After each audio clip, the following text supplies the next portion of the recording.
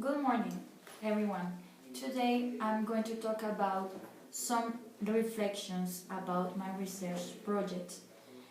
The topic is logistics and freight transport infrastructure in Colombia. Like other countries in Latin America, Colombia has developed a great part of infrastructure by concession models. This has permitted to construct ports, railroads, and other kind of infrastructure, but the point is that we haven't developed a good policy for network design, logistics, and intermodality. The transport network approach to intermodality is an extension where issues as freight consolidation, service type choice, service frequency, delivery times, terminal congestion, and empty vehicle repositionings are considered. It is necessary to design a general network design. Problem consists of finding a minimum cost design. This is developed by software modeling, and it permits to reduce time, money, and other problems that freight transportation in Colombia is facing. The most important objective is to reduce the dependence of ground transportation at this moment. We haven't developed other kind of transportation, and only ground transportation is leading the freight transportation. The other point is to combine strengths of various transportation options. This is necessary, for example, in Colombia, because we have a very complicated topography, and sometimes some kind of transportation mode don't apply to certain territories. And the other point is to locate terminals and to minimize transportation costs and times. The research is based on very typical areas. In this triangle that you see, we have the research areas of intermodal transport for freight transportation. The lines refer to road transportation, waterways, and railways. And the points refer to the different intermodal ports, seaport terminal and inland terminals.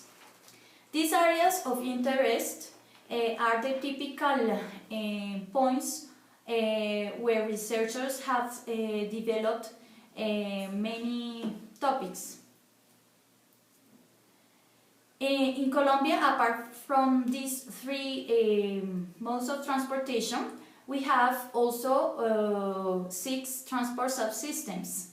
They are very related to the different cities in Colombia. We have a very close relationship between cities and areas of production. Bogotá, Cali, Medellín, Barranquilla, Bucaramanga are cities where are placed in very important areas for production. So it is very close to these areas of production. The first main mode of transportation is road transportation. Even if it's the most developed in Colombia, it is the most underdeveloped in Latin America. We have to develop, to construct 8,000 kilometers to achieve good infrastructure for the transportation, freight transportation especially. These are the products of minor freight products that are now transported in roads. These quantities refers to the main products for exportation in Colombia. In railways, we only have 3,000 kilometers, and this is not very important for the total of railways in other countries in Latin America. And the most important product is coal. One of the difficulties to develop railroads is the point that the standard gauge is an international distance for the railway. In Colombia, we have still a narrow gauge that doesn't respond to the international standards. So we have problems in acquiring some developed systems in railroads. The seaborne transport is very important for our country because we have 8 ports and we are very close to Panama canal.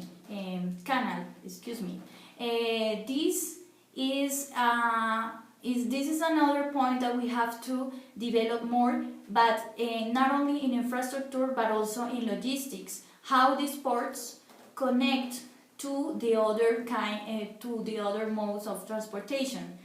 And apart from seaborne, we have also rivers that can be used as transportation networks. That's the example of Magdalena River, that has been a symbolic Colombian transport system in the past.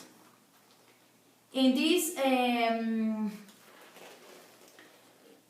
image, you can see how the freight transportation infrastructure is divided for river, railroad, highway, and airplane.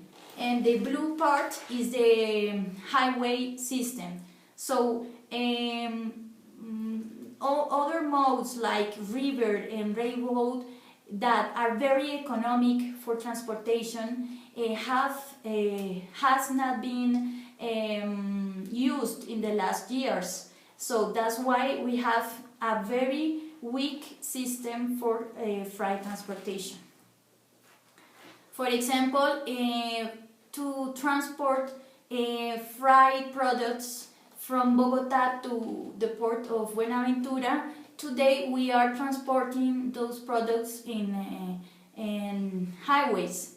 This highway is not very efficient, so if we implement other modes that complement this highway, it could be more economic and the transportation chain will be more quick, more efficient.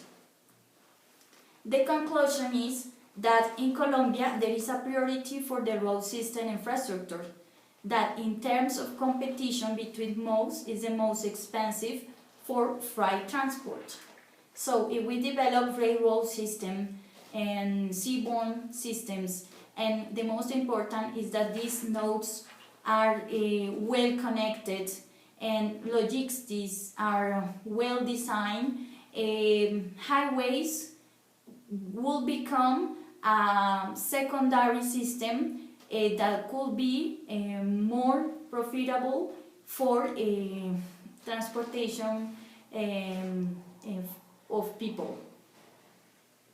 In Colombia we have a highly accidented geography, and it makes necessary the selection of a wide variety of modes to solve the different problems facing in this situation. So if we continue constructing highways in this kind of mountains that we have in Colombia and don't look for other modes, this is going to become a great problem in terms of economical terms and also technical problems. Transport system evaluation requires a geographical as well as an economic frame of reference. Not only physically we have to evaluate these topics, but economically and geographically we have to study this topic. That's all for my presentation. Thank you very much.